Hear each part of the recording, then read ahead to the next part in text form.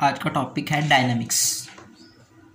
Dynamics mechanics की एक branch है। मैकेनिक्स में हम स्टडी करते हैं मूविंग ऑब्जेक्ट्स की मोशन को, सही है। डायनामिक्स में हम उसी ऑब्जेक्ट की मोशन को, जो सा ये लॉ है ना F = ma, इसको हम जनरलाइज कोऑर्डिनेट्स में डील करते हैं। अब जनरलाइज कोऑर्डिनेट्स क्या होते हैं ये आगे मैं आपको बताऊंगा। कन्फिगुरेशन क्या होती है? Set of position of particle is known as its configuration, यानी कि पार्टिकल्स की पोजीशंस के सेट को कन्फिगुरेशन कहते हैं। जनरलाइज कोऑर्डिनेट्स क्या होते हैं? जैसे ये x, y, z है ना, दीज आर रेक्टेंगुलर कोऑर्डिनेट्स, सही है। इस तरह r, थीटा, z ये cylindrical coordinates, r, theta, phi ये spherical coordinates. These are also known as generalised coordinates, सही है। The minimum number of coordinates required to denote the configuration, यानी कि वो मिनिमम नंबर ऑफ कोऑर्डिनेट्स जिनको हम use कर सके किसी भी पॉइंट की प्लेन में या स्पेस में पोजीशन को बताने के लिए, उन कोऑर्डिनेट्स को हम कहते हैं जनरलाइज कोऑर्डिनेट्स। इन जनरल जो हम पूरी डायनामिक्स में यूज़ करेंगे ना, फॉर एग्जांपल जैसे पोजीशन वेक्टर है ना, उसको r से डिनोट करते हैं, r उनको हम q1, q2 up to so on qn से डिनोट करेंगे। q1, q2, q1 ये क्या है? जनरलाइज कोऑर्डिनेट्स है। अब डिग्री ऑफ फ्रीडम क्या होती है? जितने जनरलाइज कोऑर्डिनेट्स होंगे वही उतनी उसकी डिग्री ऑफ फ्रीडम होगी। फॉर एग्जांपल इधर 3 है तो इधर 3, डिग्री ऑफ फ्रीडम 3 है। इधर भी 3 है तो डिग्री ऑफ फ्रीडम 3 है। इधर n है तो इधर डिग्री ऑफ फ्रीडम n है। कॉन्स्ट्रेंट्स क्या होती है? कॉन्स्ट्रेंट्स हम जो वर्ड है ना वो यूज़ निकाला गया रिस्ट्रिक्शन से। रिस्ट्रिक्शन क्या होती है? यानी कि मोशन में जो रिस्ट्रिक्शन हो। फॉर एग्जांपल एक एग्जांपल से समझ आ रही है कि आपके पास सिलेंडर है, सही, उसके अंदर गैस है, जो सिलेंडर की दीवारें हैं ना वो उस गैस के लिए रिस्ट्रिक्शन है, सही है। इसको कहते हैं कॉन्स्ट्रेंट्स, सही है। सिलेंडर की दीवारें उस गैस के लिए रिस्ट्रिक्शन है, वो गैस के मालिक उस सिलेंडर के अंदर इसी वजह से मूव करेंगे। तो any restriction on the motion of a system is known as constraints, सही है। वो जो गैस के सिलेंडर की दीवारें हैं ना, गैस के मालिक उसकी मोशन में रिस्ट्रिक्शन है, यानी कि उसकी लिमिटेशन, हदूद है, सही है। This is constraints. Now constraints की 4 टाइप्स होती हैं, उनको डिस्कस करते हैं। हॉलोनॉमिक कॉन्स्ट्रेंट्स। हॉलोनॉमिक कॉन्स्ट्रेंट्स क्या होता है? इसको पहले मैं डेफिनेशन पढ़ दूँ। इफ इट इज़ पॉसिबल, अगर ये मुमकिन हो, to give arbitrary and independent variation to the generalise coordinates, कि हम जनरलाइज कोऑर्डिनेट को हम वेरिएशन दे सके विद वायलेटिंग कॉन्स्ट्रेंट्स को मुतासिर किए बगैर, यानी कि हदूद के अंदर रह के हम जनरलाइज कोऑर्डिनेट्स को वेरिएट कर सके। फॉर ऐसी इक्वेशंस को हम हॉलोनॉमिक कॉन्स्ट्रेंट्स की इक्वेशंस कहते हैं। जैसे ये रिजिड बॉडी की इक्वेशन है, rigid body equation of rigid body, ये रिजिड बॉडी की इक्वेशन है, ठीक है। अब इसमें आप ये हॉलोनॉमिक कॉन्स्टेंट्स की बेहतरीन एग्जांपल है। इसी तरह नॉन हॉलोनॉमिक कॉन्स्टेंट क्या होता है कि अब if it is not possible, अगर ये मुमकिन ना हो तो क्या मुमकिन ना हो कि to give arbitrary and independent generalise coordinate को आर्बिट्रेरी और इंडिपेंडेंट वेरिएशन देना विदाउट वायलेटिंग कॉन्स्टेंट, यानी कि कॉन्स्टेंट को छेड़े बगैर या मुतासिर किए बगैर आप जनरलाइज कोऑर्डिनेट्स को वेरिएट ना कर सके। इनकी ऐसी नॉन हॉलोनॉमिक कॉन्स्टेंट्स में इक्वेशन इस तरह की फॉर्म की होती है। ऐसी इक्वेशंस को नॉन हॉलोनॉमिक कॉन्स्टेंट्स की इक्वेशन कहते हैं। अब तीसरी जो टाइप है वो है स्लेरियोनॉमिक कॉन्स्टेंट। स्लेरियोनॉमिक कॉन्स्टेंट में इंडिपेंडेंट ऑफ टाइम, ये टाइम पे डिपेंड नहीं करती। अब इसके बहुत प्यारी एग्जांपल है कि आप एक पेंडुलम ले लें, उसका एक सिरा आप दीवार से फिक्स कर दें ऐसे, ठीक है। आगे ये पेंडुलम आगे घूम रहा है, अब ये इंडिपेंडेंट ऑफ टाइम है, ठीक है। ये स्लेरियोनॉमिक की कॉन्स्टेंट्स की एग्जांपल। सिमिलरली अगर आप रियोनॉमिक कॉन्स्टेंट्स डिपेंड अपॉन टाइम, ये इसके ऑपोजिट है। अब अगर ये जो सा ये आपने जो फिक्स किया इसको भी आप आगे पीछे ऐसे रोटेट कर सकें पुली की तरह, और नीचे से भी पेंडुलम रोटेट कर सकते, तो ये टाइम पे डिपेंड करेगा। तो ये रियोनॉमिक कॉन्स्टेंट्स की एग्जांपल बन जाएगी। अब जो हमारा नेक्स्ट टॉपिक है वो है virtual work and virtual displacement. Next topic है वर्चुअल डिस्प्लेसमेंट। वर्चुअल डिस्प्लेसमेंट क्या होता है? It is an infinitesimal displacement of a dynamic system. ये इनफाइनाइटेसिमल डिस्प्लेसमेंट होता है डायनामिक सिस्टम में। अब इससे इनफाइनाइटेसिमल डिस्प्लेसमेंट क्या मतलब होता है?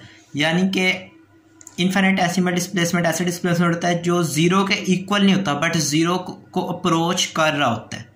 Not equal to zero but approaches to zero. ऐसे डिस्प्लेसमेंट को हम कहते हैं इनफाइनाइटेसिमल डिस्प्लेसमेंट। अब फॉर एग्जांपल कैसे? अब जैसे ट्रेन का जब इंजन स्टार्ट होता है, सही है, तो अगर आपने देखा है तो ट्रेन का जब इंजन स्टार्ट हो रहा था तो ट्रेन मूव नहीं करती, लेकिन उसके ऊपर फोर्स अप्लाई हो रही होती है, सही है। यानी कि वो अपनी जगह से अगर मूव करती भी है तो मतलब बहुत ही कम, 0 मीटर या 0.1 मीटर इतना मूव करती है, तो वो उस डिस्प्लेसमेंट को हम कहते हैं वर्चुअल डिस्प्लेसमेंट। या फिर और एक एग्जांपल इजीली, जैसे एक पहाड़ है, आपसे धक्का लगा रहे हो, ठीक है, अब आप तो फोर्स लगा रहे हो बट उसका डिस्प्लेसमेंट 0 होगा। रीज़न वो उस मतलब कि बहुत ज़्यादा बड़ा है, तो आप उस पर जितनी मर्जी फोर्स लगाते रहो वो अपनी जगह से नहीं हिलेगा, ठीक है। तो वो जो पहाड़ आपके फोर्स के अकॉर्डिंग डिस्प्लेसमेंट तय करेगा ना, उस डिस्प्लेसमेंट को कहेंगे हम वर्चुअल डिस्प्लेसमेंट। अब वर्चुअल वर्क क्या होता है? Work done by virtual displacement, यानी कि आपने जितना वर्क किया, जितना आपको आउटपुट मिली है वर्चुअल डिस्प्लेसमेंट का, वो ही उसका वर्क कहलाता है। जैसे अगर मैं वर्चुअल डिस्प्लेसमेंट को डेल्टा आर से डिनोट करूँ, डिनोटेड बाय, तो वर्क डन क्या होगा? उसको मैं डेल्टा डब्ल्यू से डिनोट करूँगा, एफ डॉट वर्चुअल डिस्प्लेसमेंट। जैसे वर्क की डेफिनेशन होती है एफ डॉट डी होता है डिस्प्लेसमेंट। अब यहाँ डिस्प्लेसमेंट की जगह हम वर्चुअल डिस्प्लेसमेंट यूज़ कर रहे हैं इस वजह से, सो उतना ही वर्क डन होगा जितनी हम वर्चुअल। अब जो नेक्स्ट टॉपिक है जनरलाइज्ड फोर्स इन हॉलोनॉमिक सिस्टम, इसको हमने कैलकुलेट करना है, सही है। सो शुरू करते हैं। Let R1 R2 up to so on Rn be the position vectors of particle of message M1 M2 up to so on M1 Mn तक। यानी कि M1 का जो पोजीशन वेक्टर होगा वो R1 होगा, M2 का पोजीशन वेक्टर R2, और पार्टिकल जिसका मास Mn है उसके पोजीशन वेक्टर Rn है, सही है, respectively. And delta Ri be the virtual displacement. And और हमने ये सपोज कर लिया कि डेल्टा आर आई कोई वर्चुअल डिस्प्लेसमेंट है जिसको हमने डेल्टा आर आई से डिनोट करना है। Let ith particle undergo some virtual displacement R I plus delta. हम सपोज कर लेते हैं कि ith पार्टिकल कुछ डिस्प्लेसमेंट तय करता है, वो are I plus delta R आई है। सो उसका वर्क डन कितना होगा? डेल्टा, तो उस पर जो वर्क डन होगा, वर्चुअल वर्क डन होगा एक्चुअल में, डेल्टा डब्ल्यू को उससे डिनोट करेंगे is equal to F dot delta r a. चूँकि वर्क का फार्मूला होता है F W is equal to F dot D, so इस वजह से वर्चुअल वर्क, अब डी होता है यहाँ पे डिस्प्लेसमेंट। अगर वर्चुअल डिस्प्लेसमेंट आप यूज़ करते हो तो यहाँ पे आएगा हमारा वर्चुअल वर्क। अब जो फोर्स होती है ना, फोर्स 2 तरह की होती है। नंबर 1 फोर्स एक्सटर्नल फोर्स, उसको मैं कैपिटल एफ, उसके ऊपर मैं स्मॉल सबस्क्रिप्ट ई डाल देता हूँ। एक्सटर्नल फोर्स जो आप बाहर से लगाते हो, जैसे आप गाड़ी को धक्का लगा रहे हो, ये आप एक्सटर्नल फोर्स डॉट। और दूसरी फोर्स होती है वो होती है इंटरनल फोर्स, उसको मैं स्मॉल एफ और आई से डिनोट करता हूँ। आई शो करता है इंटरनल को, और इन दोनों का सम के इक्वल होती है। Actual force external force plus internal force in दोनों के सम के इक्वल होती है। अब इनके ऊपर डेल्टा आर आई को अलग कर लेना है, प्लस 5 डॉट डेल्टा आर आई, सही है गाइस। अब मैंने just dot product delta R आई से अलग अलग किया है, सिंपल। अब यहाँ पहले एक एग्जांपल समझ लो, फिर आपको क्लियर हो जाएगी बात, ठीक है। ये जो आप एक जगह खड़े हो, राइट, आपको किसी ने पीछे से धक्का दिया तो आप कुछ डिस्प्लेसमेंट तय करोगे, उसके नतीजे में उसका वर्क डन भी होगा, राइट। वो जो धक्का दिया ना, वो उसने एक्सटर्नल फोर्स लगाई है एफ, जिसको हमने एफ और उसके ऊपर सबस्क्रिप्ट ई डाल के डिनोट किया है, सही है। अब जो ये एफ इंटरनल फोर्स है, इंटरनल फोर्स वो है कि फॉर एग्जांपल आपका ब्लड प्रेशर इंक्रीज हो गया, ब्लड प्रेशर इंक्रीज हो गया। अब ब्लड प्रेशर इंक्रीज होने से आप कोई वर्क तो नहीं ना तय करोगे, कोई डिस्प्लेसमेंट तो नहीं ना तय करोगे ना। आपका ब्लड प्रेशर इंक्रीज हो गया, इसका मतलब क्या है कि आप आगे चले जाओगे अपनी पोजीशन से हट के। Is it not possible. So इसका मतलब कि ये जो सा वर्क डन होगा ना, ये जीरो के इक्वल होगा, चूंकि ये आपकी पोजीशन में चेंज नहीं लाएगा। बट जब आपको धक्का देगा, कोई एक्सटर्नल फोर्स लगाएगा, वो चीज़ आपकी पोजीशन में चेंज लेके आएगी। So delta W just depend करेगा external force dot delta are i. अब यहाँ से आप देख लें कि अगर मैं ई को भी हटा दूँ तो हमारे पास जस्ट फोर्स होगी डॉट डेल्टा आर आई। अब ये फोर्स का मतलब होगा ये external force, internal force always zero. ठीक है, अब हम जनरलाइज कोऑर्डिनेट्स में, क्योंकि जनरलाइज फोर्स फाइंड आउट करना है तो हम जनरलाइज कोऑर्डिनेट्स को यूज़ करेंगे। इसको इक्वेशन नंबर आप 1 कह दें। सही, इसको मैंने आगे यूज़ भी करना है। अब जनरलाइज कोऑर्डिनेट्स को डिस्कस कर रहे हैं। ये जो आर आई है, आर आई जनरलाइज कोऑर्डिनेट को in general Q1 Q2 Qn पे डिपेंड करेगा। सही है, डेल्टा आर आई ले लिया दोनों तरफ,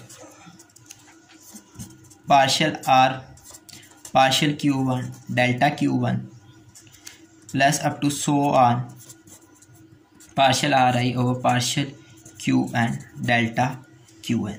डेल्टा आर आई क्यों लिया? क्योंकि इक्वेशन 1 थी हमारे पास, वो मैं यहाँ पे राइट कर देता हूँ ताकि आसानी हो जाए कि work done is equal to F dot delta are I, इसको कैलकुलेट करने के लिए, इस वजह से मैंने डेल्टा आर आई लिया। सो ये वेक्टर फॉर्म में चल रहा है। अब इसको सम अप करके लिख देते हैं इंडेक्सिंग नोटेशन, I1 से n partial are I over partial q j delta q j. सही है, अब जो कि है ना न्यूटोनियन मैकेनिक्स, उसमें ये सम का साइन डालना ज़रूरी है, बट आइंस्टाइन ने कहा था कि ये सम डालना ज़रूरी नहीं है। इसका ऑब्वियसली मतलब यही है कि I1 J1 से n, इसका ऑब्वियसली यही मतलब होगा। तो ये इक्वल आ जाएगी हमारे पास partial are I over partial q j delta q j के। अब ये जो वैल्यू निकाली है ना हमने डेल्टा आर आई की, ये हम इस इक्वेशन जो पीछे इक्वेशन 1 कहा था, तो इक्वेशन 1 इम्प्लाइज हो जाएगा कि delta W F dot partial are I over partial q j, ये वाली वैल्यू पुट कर देनी है। डेल्टा क्यू जे ये आ जाएगी F dot partial are I over partial q j delta q j which is equal to delta W.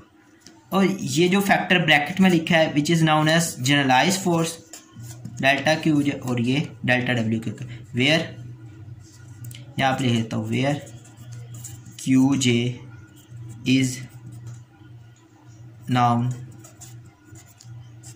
As generalise force, और ये क्यू जे इक्वल किसके है हमारे एफ का डॉट प्रोडक्ट लेना partial are I over partial q j, इसके equal.